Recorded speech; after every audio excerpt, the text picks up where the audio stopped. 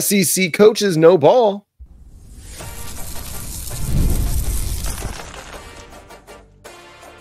You are Locked On Sooners, your daily podcast on the Oklahoma Sooners. Part of the Locked On Podcast Network, your team every day.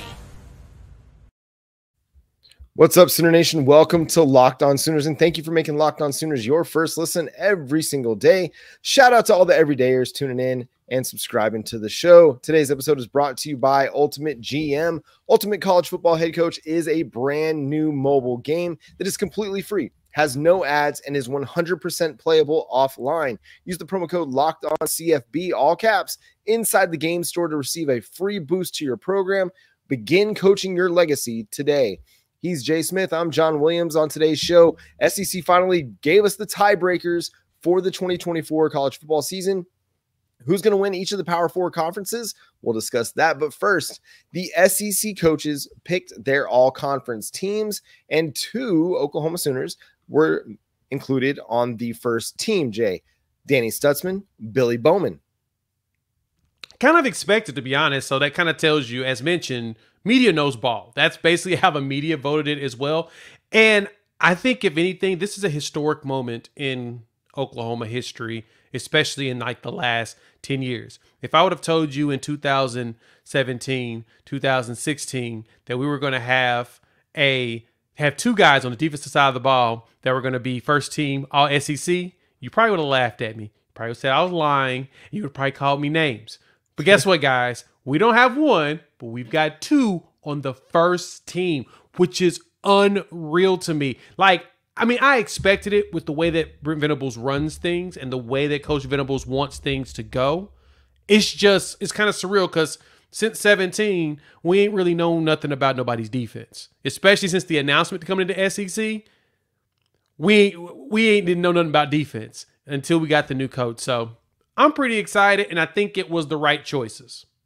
Yeah, you expect Danny Stutsman at this point to land on pretty much every watch list, every first team all-conference, All-American. I mean, he was a USA Today All-American, ESPN All-American. He's getting all the love. Billy Bowman hasn't been getting the first team All-American love, but as you mentioned, the SEC media also voted him a first team defensive player for the SEC.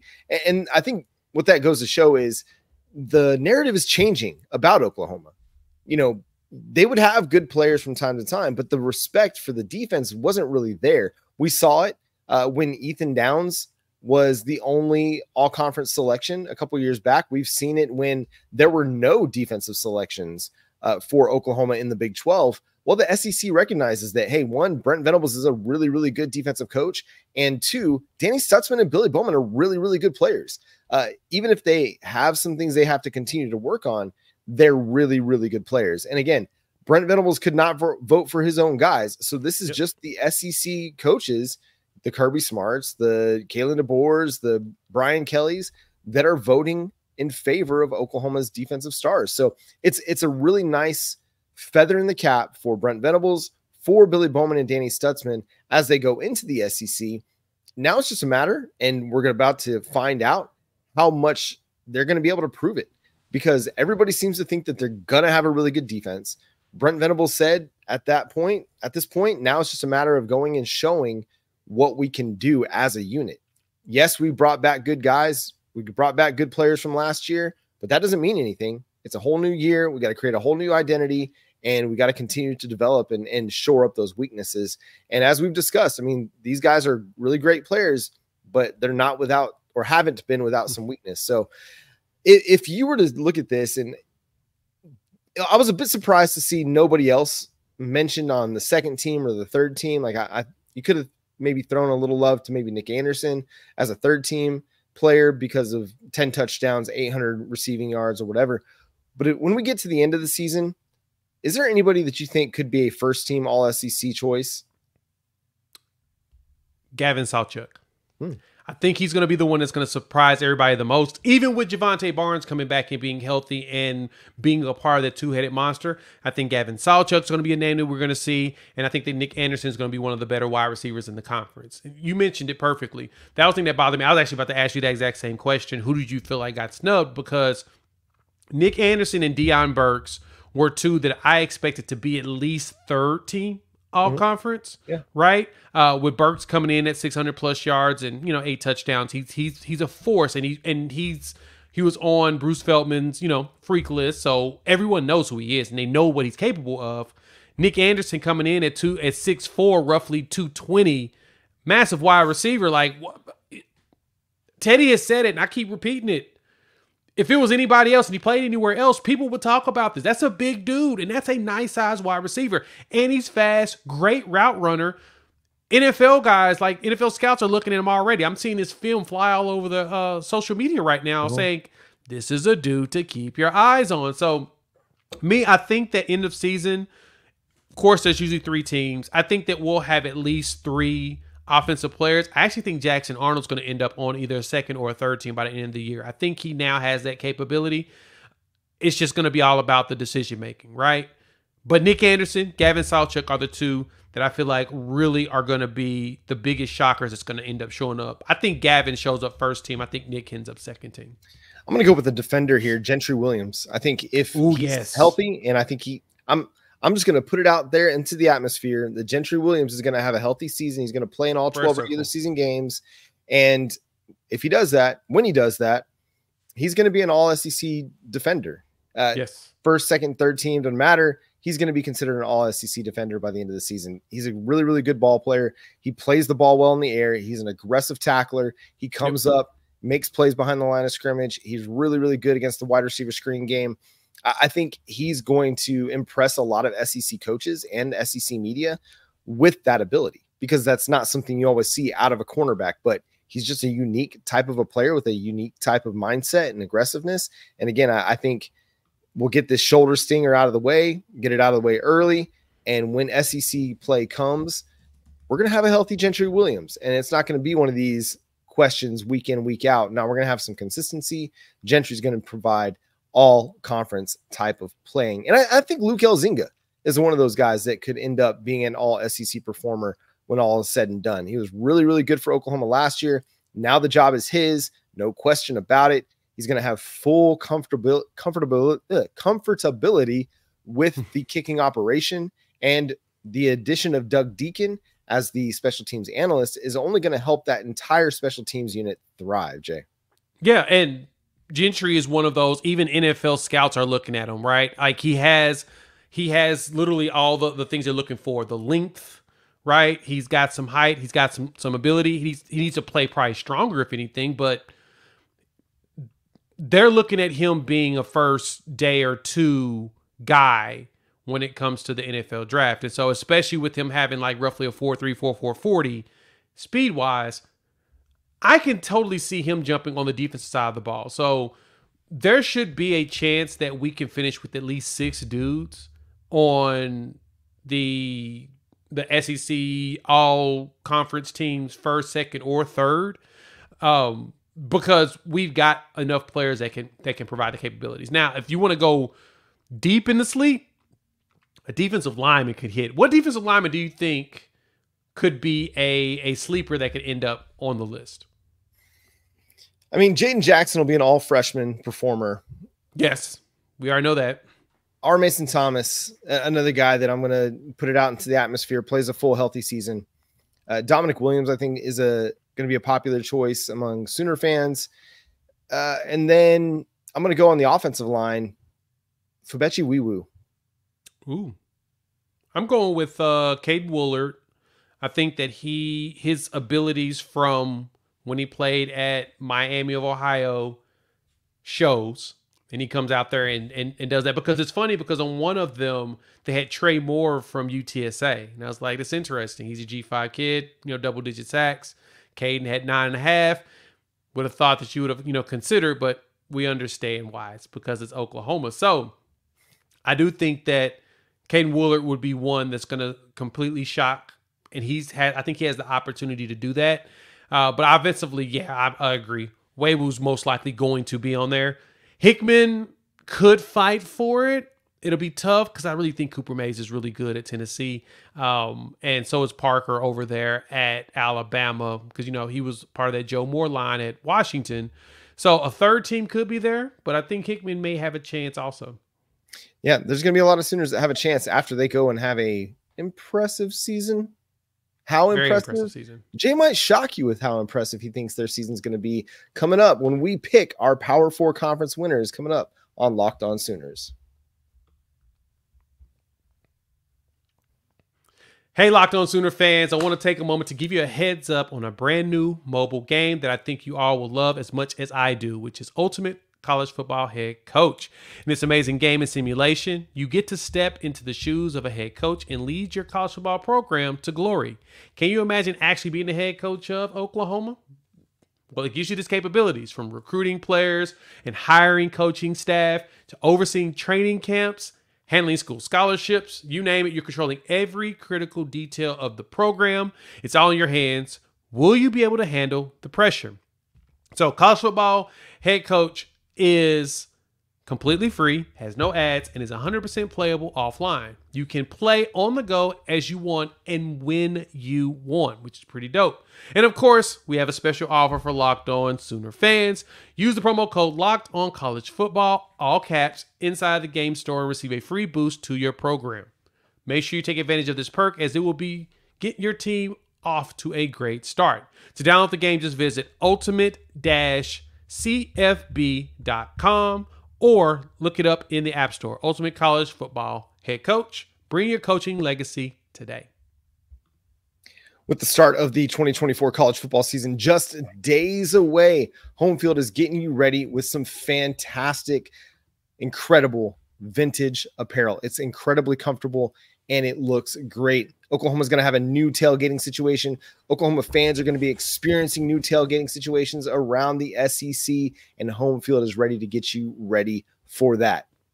They're taking care of you because they've got awesome boxes right now. So they've got gear for the entire 2024 season, from Marching Band pregame show to the final play of the championship. You got to check out this box, man. It contains 3 never before seen items. As you can see, this is one of their boxes. Platinum edition here, as well as this curated specifically for the entire season. So rain, sleet, snow, hot, cold, this bad boy is built with gear for you for the entire season. And the platinum box also includes a hat, as well as a VIP koozie and a pass, guaranteeing 20% off and early access, and no worrying about anything being sold out anymore, to your school's football releases throughout the entire season. Make sure you go check it out. These bad boys are highly limited and they may be gone, but you should go check it out just in case. Gear up for an exciting season ahead with Home Field by going to homefieldapparel.com for the most comfortable vintage Oklahoma Sooners apparel around, and use our promo code Sooner24 for a discount at checkout. That's SOONER 24 for a discount at checkout over at homefieldapparel.com.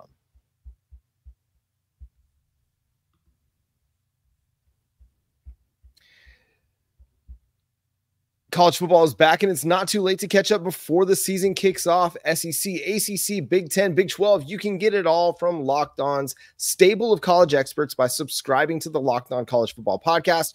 Who has a chance to make the playoff? What teams will cause chaos in their new conferences? Everything you need to know all in one place. Be sure to follow and subscribe to the Locked On College Football Podcast, part of the Locked On Podcast Network, your team every day. So, Jay, we're going to go through the Power 4, and we're also going to give you our highest group of 5 conference champion that will have a chance to make the college football playoff. So let's start there. In the group of 5, Jay, who do you think is going to end up as the highest rated conference champion? As of right now, I am sold on Memphis. I think that they're going to be the one to do it. And their schedule's, iffy. They've got Florida State they got to travel to, but for the most part, I think it's smooth sailing for them down there in the conference, and people really respect what Memphis is doing. So I think they'll be the one. Now, I think Liberty's probably going to go undefeated, but after what happened against Oregon, they're going to be shenanigans that's going to keep them from being the highest rated one. Mm-hmm. So I'm going to put all my eggs in the basket of Memphis. If SMU was still around, of course it would have been them, but I'm thinking it's going to be Memphis this year. Yeah, quarterback Seth Hennigan is back after completing 67% of his passes for almost 4,000 yards. He had 32 touchdown passes and ran for another 5. So they've got a really, really good offense with a really, really good quarterback. I mean, Florida State could be on upset alert when they play Memphis. That'll be a really fascinating game to watch. I'm also going Memphis Tigers, another Tiger. but one that Oklahoma may or may not have to play unless they make the college football playoff. Let's go then next to the ACC, Jay. Who do you have winning the Atlantic Coast Conference? Yeah, not the athletic one now anymore. That one is the other. But no, I am with you there. You know, I struggled with this pick because I was in between the two teams that's been basically running things for a while, right? Between Clemson and Florida State. I'm just like, all right, who's going to end up going? Miami is definitely trending up. They've been, right now, blue chip ratio wise, they're in the top 8. So they're one team that should be better. The question is going to be coaching, because it always is. But adding Cam Ward really makes them a threatened conference. But I think that Florida State with DJU, I think that they're going to be the ones that end up holding that trophy up once again. Clemson has not shown us that their defense is back to what it was when Brent Venables was there. That's going to be where the biggest question lies. And so based upon their schedule, that Georgia game is going to tell us everything about Clemson. I think they end up falling in that one. I think Louisville knocks them off too. And I think they lose at Florida State. So I'm giving me Florida State to take it. I'm concerned about how much Florida State's lost since last year. I think they're still going to be a really, really good team. I just feel like Clemson's due for a bounce back. They just seem like, okay, they've had a couple down years. It's fair. This just feels like the year that they kind of put it all together. If you ask me for a dark horse team, I'd go with Miami and the Cam Ward experience. I think that has a chance to do some damage and make a little bit of noise. But my pick, the Clemson Tigers. Tigers. Let's go. Now let's go to the Big Ten, Jay. Who you got? Big Ten is the easiest one, right? I mean, it feels like it should be the easiest. You got the one team with like the highest blue chip ratio of anybody out there right now, which is Ohio State. Ryan Day better figure this out. That's all I got to say. You better figure this out, man, or you for real going to be on the hot seat. And it's going to be wild to say that Ryan Day's on the hot seat after another 11-1 season and another playoff berth. That still baffles me that could even be a possibility, but they're bringing back probably one of the most experienced defenses in college football. And Knowles is a very good defensive coordinator, and he's proven it. He gets even better the older his players are. Adding Caleb Downs, yeah. I'm going to go ahead and say Ohio State goes through and destroys the Big Ten. I've doubted Will Howard before to my own detriment. I'm not going to do it again. And I think, like you said, the defense is really good. They've got really good running backs. They got really good wide receiver. The offensive line is going to be really good as well. So, yeah, give me the Buckeyes. Oregon's a trendy pick. I just don't know if they're going to be there just yet. And no disrespect to our man Dylan Gabriel, I'm curious how he's going to be able to operate in the different inclement weather situations he's going to have to face in Big Ten country, Oregon included. I mean, the Pacific Northwest, there's a lot of rain that happens. We saw what happened against Kansas when it was inclement weather. Now, maybe they'll have a little bit more trust in Gabriel than our offensive coordinator did then. Yeah. Let's go next to the Big 12, Jay. Who you got? Big 12 was probably one of the toughest ones for me because, I mean, I think there really is 3 contenders there. I think Utah's a real contender. I think Kansas State's a real contender. And I think Oklahoma State should be a contender, right? I mean, they went to the Big 12 championship game last year, unfortunately, due to, circumstances, but I digress. They have one of the more senior teams. It's bananas. When you go look at their depth chart they just dropped, there's a ton of RSRs on that team. It's like, dude, how does Gundy get them to stick around this long? It's amazing. That's probably the best part of his coaching capabilities. He finds a way to keep dudes here for 7 and 8 years. He just does it in a magical way. But if I'm going to pick a team, go ahead and go with Utah, right? It sounds like Cam Rising is back. He actually has over a full year of time to rehab. And supposedly it sounds like he's playing as good as he was before he got hurt. He's also like 35 years old. And so because he's so old, he's got NFL experience. I think he'll be able to go out there and cook some folks. But I'm going to go ahead and run with Utah. They added a couple wide receivers out of the portal, especially Dorian Singer from USC, who was really good at Arizona, fell off at USC, and now he's there. I'm going to go ahead and say that Kyle Whittingham's defense is always travels. Give me Utah winning the conference. Which is wild, right? That Dorian Singer would be so good and then go to USC and be not so good. Really bad. Yeah. But I digress. I'm going with Oklahoma State. The Cowboys, again, a team that feels due. Ollie Gordon's back. I don't think they have a letdown quite like they did against UCF last year. Love me some Rashad Owens. I did not love what he did to our cornerbacks this last year. Brennan Presley is a fun player to watch. If Alan Bowman can take care of the football, Oklahoma State's going to win a lot of football games. To the SEC, the Southeastern Conference, where it just means more, Jay. I'm going to go with the Georgia Bulldogs. Now, I know that seems like a really, really safe pick, and sure, I'll be safe here. But the Bulldogs have made the SEC title game 6 out of the last 7 years. They've played in the national title game 2 years. They won 2 national title games in that span. They're really, really good. They're really good at quarterback. They're really good on offense. They're really good on defense. They've got arguably the best coach in the country. Give me the Georgia Bulldogs. But, Jay, who do you got? I didn't have to mull too hard on that one, man. There's only one Oklahoma. Give me the Sooners to go ahead, take the SEC first year there. Make everybody mad. Tee them all off. Take it. I see them playing against Georgia for the title, and I see them taking them out. Let's go Boomer Sooner, baby. Sooner Magic coming straight to you, year 1 in the SEC. Here's hoping, man. I'm hoping that happens. That'd be lovely and beautiful, because that means also Texas would not be as good as everybody thinks they're going to be. It's going to be fascinating because a lot of it's going to come down to some of these SEC tiebreakers, which were announced earlier this week. We'll discuss that coming up next here on Locked On Sooners. If you're looking for last-minute tickets, if you're looking for the best prices on football tickets this season, you got to go check out Game Time. They have a new feature called Game Time Picks that makes getting tickets for your favorite live events even easier. Game Time Picks filters out the fluff to show you only incredible deals on great seats, so you don't have to waste time searching through thousands of tickets. They've got even a Labor Day sale going on right now. If you go check it out over at Game Time, you can get 50% off some tickets over on the Game Time app. Right now, you can go check it out. They have a great way to see what you're going to be looking at with their seat views. You can get a panoramic view from your seat in the app before you buy. They have the lowest price guarantee, or Game Time will credit you 110% of the difference.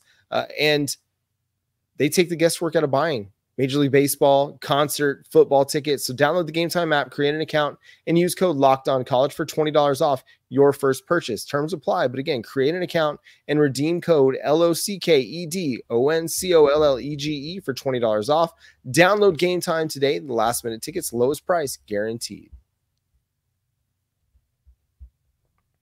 All right, Jay, we got SEC tiebreakers now. Finally, in the 16-team conference with no divisions, it's going to be a little bit of the Wild West, especially as we get to November and we have bracketology for March Madness. We're starting to get bracketology for the college football playoff. I imagine we're going to start seeing a lot of tiebreaker scenario posts coming out from various media sites when we get to October, November, as they try to figure out who might be representing in the SEC title game. So let's look real quick here at the first 3 tiebreaker rules here. So first of all, it's going to come down to head-to-head. Easy. If there's 2 teams that are tied and you got to break the tiebreaker, and that's all it is those 2 teams, break it by head-to-head.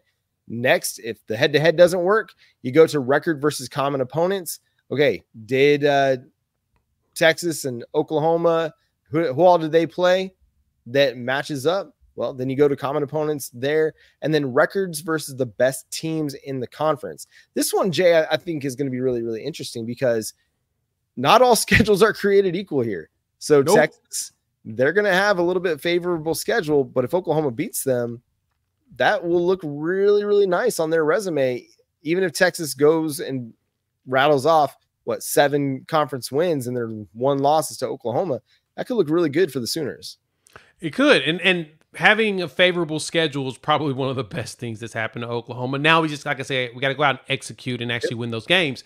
And these rules are interesting. I like the fact that they're out now and we don't anticipate there'll be any changes. But man, when you get to this second half, oh boy. Yeah, things get a little bit wild here. So let's take a look at that cumulative SEC win percentage. So it's going to be broken down to the teams that have the best winning percentage against some of those teams. Then we look at scoring margin versus the SEC. That's going to be capped, it says, and I'm curious for a little bit more explanation on that. And then finally, you get to random draw. And this feels like a scene out of Friday Night Lights where you had the 3 teams that were tied and they had to do a coin flip to eliminate 2 teams. Man, I hope we do not get to the random draw, because that would be, or maybe I do, because that would be fantastic content. Oh my God. What are you talking about? Yeah. What are you talking about? We need that. We need that. Inject that in our veins. We need that in our life. That's the reason. That's the one I want.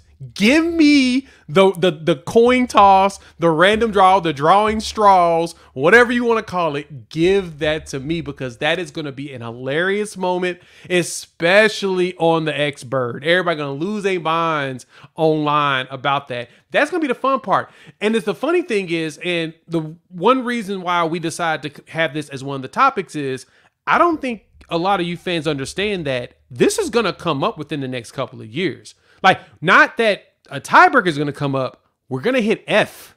It's going to be weird that we're going to hit F. And I think what it is when it comes to the cap portion of it, and I'm glad they're doing that, it eliminates the ability to go against Vanderbilt and beating them 85-0 and think that's going to actually help you, right? Because that's what's going to happen. In all of these games, these teams are going to try to blow each other out. Similar to the Baylor situation against us a couple years ago. They're going to use that as a way to try to make sure that they maximize their opportunity when it comes to the tiebreaker. But if they cap it, it makes it a lot tougher to go up and run the score up. At that point, you just try to win the game. You're not going to be thinking about all the access points you can get, because you only get so much credit regardless. And so I am curious too, like you. I want to see when they give us that number. But the biggest thing here, we're going to see F. F may happen this year, and it's going to be hilarious. Actually, I want F. Give me F. Give me F. Give me F. That's out of context. Locked On Podcast Network right there. If we get to F, the very next year we'll have divisions back. Yep. I guarantee it. Because Greg Sankey is not going to want his conference title matchup decided by a random draw. I knowing Greg Sankey, I mean, it must have hurt him to be able to have to put that in there. This is the dude that thinks through everything, thinks through all the scenarios, all the logical outcomes. And then when it comes down to it, you're just like, I don't know, F it. We just got to figure out. Yeah, we just got to figure out who it is. We'll just put all the names in a hat and draw one out. Man, like you said, the Bird app will not go well on that day. You might want to log off if you don't want to enjoy, or if you don't want to be a part of the toxicity that will happen in college football. Oh my God. Not just within the SEC, but the rest of college football, just watching the chaos unfold. So, man, I don't know. It's going to be chaos, because there will be a bunch of teams, if there might be a Georgia that sits there as kind of the obvious number 1 seed, but there might be 3 or 4 number 2s that are tied, and they're trying to figure out, okay, who goes and is now the second participant in the SEC title game. I mean, it could be a number of players. It could be a number of teams, and Oklahoma could very well be one of those teams if they're able to, pick up some big wins on the road and defend their home field. Yeah, I imagine that every conference is probably going to go to something similar to this. At least they're going to announce something, right? Because with the Big Ten having like almost 20 teams, have 18 teams, the Big 12 having 16 teams, they're going to run into the exact same problem, right? Mm-hmm. This is going to become an issue, because you're going to have numerous teams, especially without divisions. You're going to have numerous teams that are going to finish 11-1, 10-2, 9-3, whatever their records end up being. But the way that these conferences are set, it's guaranteed to, it's basically inviting chaos. It's like it's almost purposely doing it. So then at that point, we'll end up getting our Super League, and everything's going to change in 2 years. But we need F this year so bad. Yeah, chaos creates controversy, and controversy creates clicks, and clicks creates advertising dollars. Yep. So make sure you click to subscribe to Locked On Sooners wherever you get your podcasts for free and available on all podcast platforms and on YouTube. Also, go join us on the Locked On Sooners Insider Program, where we take your questions, answer your thoughts on everything Oklahoma Sooners, from football to recruiting to softball, basketball, whatever it is. Also, side note, Bedlam basketball happening in Oklahoma City, December 14. The cooler heads have prevailed or are prevailing, which gives me a little bit of optimism that Bedlam will come back at some point down the road. But again, go join us on the Locked On Sooners Insider Program. If you're like Jay and you want to complain about how Bedlam doesn't need to come back and you want to get Nebraska back on the schedule on a regular basis, then hit us up. Locked On Sooners at 405-817-6711. Subscribe for your first month with 25% off by using code SEC2024. You also get 2 free weeks as well. We will chat with you about any topic on the Oklahoma Sooners or college football in general. Again, that's 405-817-6711 to get 25% off your first month by using our promo code SEC2024. Follow Jay on Twitter at Unfair Sports, myself at John 9 Williams. The show is at Locked On Sooners, wherever you get your podcasts, wherever you social media, TikTok, Facebook, Instagram, Twitter, whatever it is. Go check us out, Locked On Sooners. And also go check out the Locked On College Football podcast. From NIL deals to never-ending conference realignment rumors, Spencer McLaughlin gets you ready for an exciting season on the gridiron. You can find the link to Locked On College Football in the description, so you don't need to search. Part of the Locked On Podcast Network, your team every day. But for Jay Smith, I'm John Williams. We'll catch you next time. Boomer Sooner.